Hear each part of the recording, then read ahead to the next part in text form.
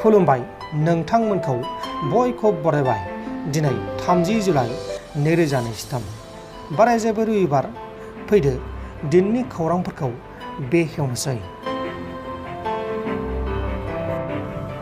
नगाव डिस्ट्रिक्टनि सिङाव थानाय गुसुवा ओनसोलाव नंखाय रां बानायग्रा मेसिन आरो नंखाय रांजों लोगोसे जाथायाव लोब्बा थानाय सासे दायनिगिरिखौ आसाम पुलिसा एरेस्ट खालामदों।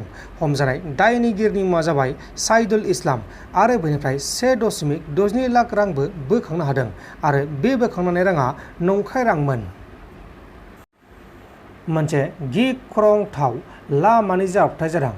बे गिख्रंथाव लामानि जाब्रबथायाव सानै सुबुङा अबथिरायै जिउ गोमादों।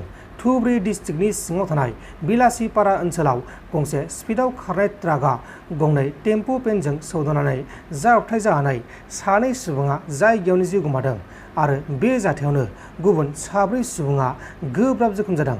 थैनाय सानै सुबुंनि मुङा जाबाय आब्दुल अजीज आरो मामार आली। बे समाव जोखोम जानायफोरखौ फाहामसालियाव फाहामथायगासिनो दङ।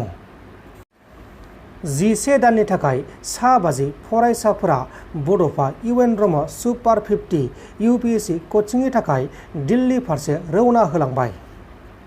दिल्लीयाव थांनो ओंखारदों आरो बिसोरखौ जोङो बिदाय होनो फैदों। थांनाय फार्स्ट बेट्सआ फैखांबाय आरो दा सेकेन्ड बेट्स दिनै थांदों आरो बे गामि ओनसोलनि गोजा मेक्सिमाम फरायसाफ्रा गामि ओनसोलनि गोजा आरो गुबुन गुबुन हारिनि दङ जोंनि हारिनिजों लोगोसे आरो आं मिजिंथिदों बे फरायसाफ्रा जोबोद गोसो होनानै कचिंखौ लागोन। थांनाय बोसोराव जों सानिक'खौ लादोंमोन देग्लाय आरो इण्डियानि टप कचिं होग्रा जि आफाद माने बाजिराम एन रेड्डी बेखौ जोङो लादों आरो बिथांमोनजों MOU साइन खालामदों। बे हिसाबै बिथांमोना सिरियासलि गोसो होगोन होननानै आङो मिजिंथिदों आरो फैगौ 10 बोसोराव 10 बोसोरनि थाखाय जों प्लेनिं खालामदों। 10 बोसोराव जोङो जोंनि ओनसोलनिफ्राय गोबां IAS IPS जाहाथे बरननो हायो, गोबां सिभिल सार्भेन्ट बरननो हायो, बिनि थाखायनो 10 बोसोरनि थाखाय बेखौ थांखि लानाय जादों।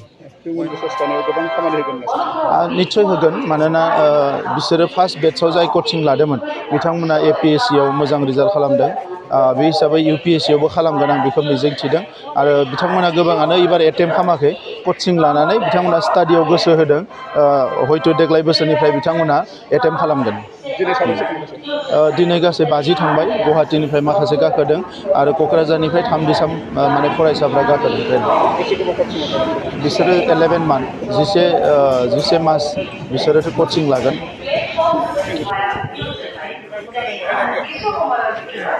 37 जन दं।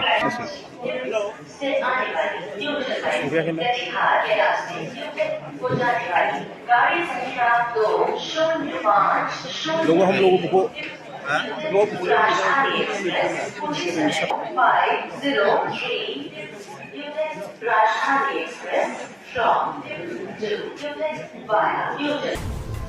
नोंथांमोन दिननि खौरांफोरा बेखिनिल'मोन।